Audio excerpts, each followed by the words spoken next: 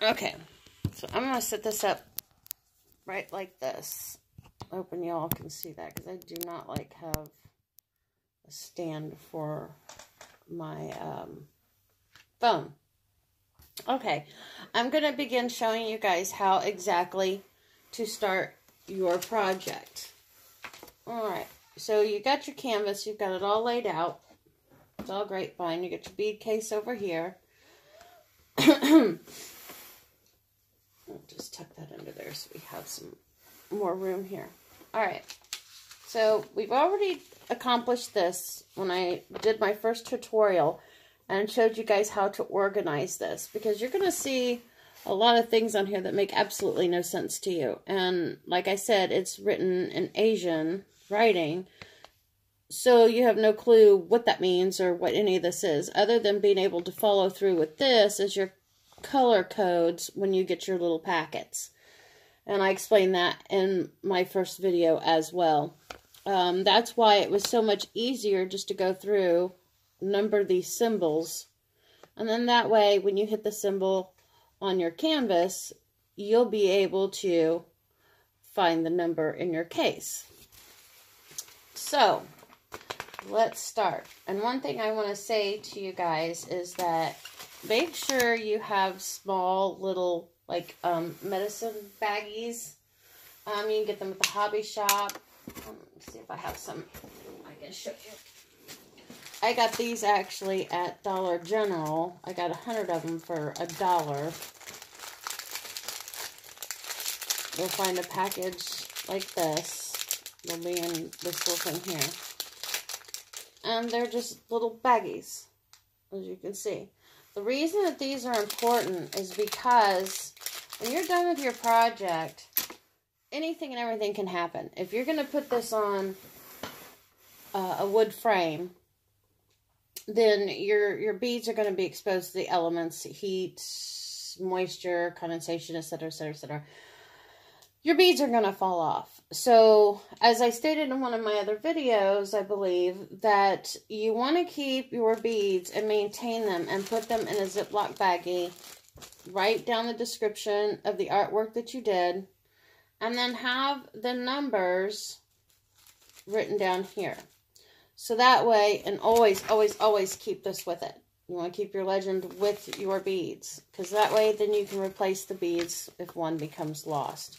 Also, too, it comes in handy if you get a project and you're lacking a few beads or some of the beads are damaged. You can always go through and try to match up a color from one of your other projects.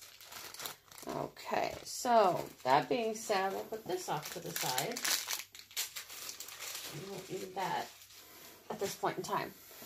Okay, so you have your legend, you have your tray. Let's get out our tools. And as I said, I got the handy dandy little toolkit. And also too, they've got cases like this for nail art. It's all pretty much the same. So you can use that as well. Okay, so you're going to want to get your pen out.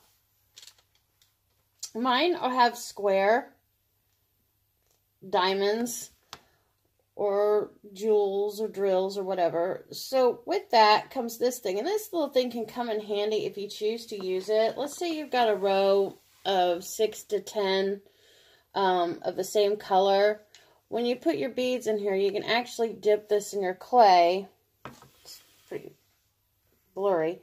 You can dip this in your clay, and then you can just hit a whole solid row, slide it right off of there, and then stamp it all down at once. I don't like doing that. You know, it can be time effective, but I'm too picky. I want to make sure everything's right, plus throwing all those on at one time. And you can also, on Wish, get a roller that actually holds several in a row, so you can just zip right up it. But again, I'm not real fond of that idea. Okay, so let's get started. We've got our little clay piece here. This is just a piece I keep reusing. You will have tweezers. If not, if you buy this kit that I did, it came with tweezers, it came with a spoon, that kind of stuff. which, again, I got it at Michael's. Very nice bead case. I think it was $13. Okay,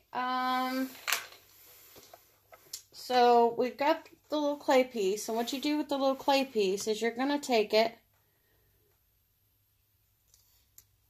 and you're going to strip off the top piece, and you're just going to push your pen down into the clay piece, which, as you can see, will leave a hole in your clay piece, and the clay stays stuck inside the pen. So it's easier to pick up your little gems. Okay, so we are going to fold this back. Like, I remember what I told you guys in the prior tutorial, is you want to kind of just do little bits at a time. I can show you what I've done so far, which is this square here. And you can see how shiny and sparkly that really, truly is. And another thing I want to point out to you that I use that is just absolutely brilliant. Let's see here. I absolutely love it. And it was the best investment ever. I bought a magnifying light. And why that is so important is just, if you can see, these actual squares are very, very, very tiny. Just extremely tiny. So they're hard to see. So I bought me a magnifying light so I can adjust it down. I got a nice glow. And you can see through there, hopefully. I can't really tell, but you can see how it magnifies it much better for you, so it's easier with your pen to, well, we'll pull it up a little higher.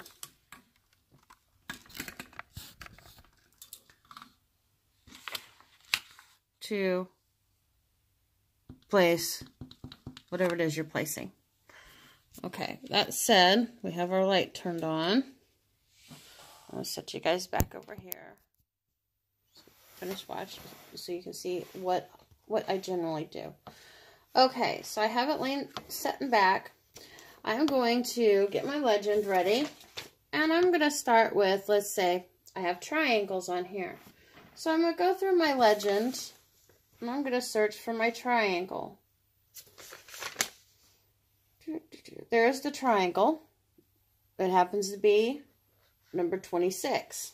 So we're going to go to our case. We are going to find the case that we numbered 26 and put the appropriate color in that came with this legend, which, as I had shown you,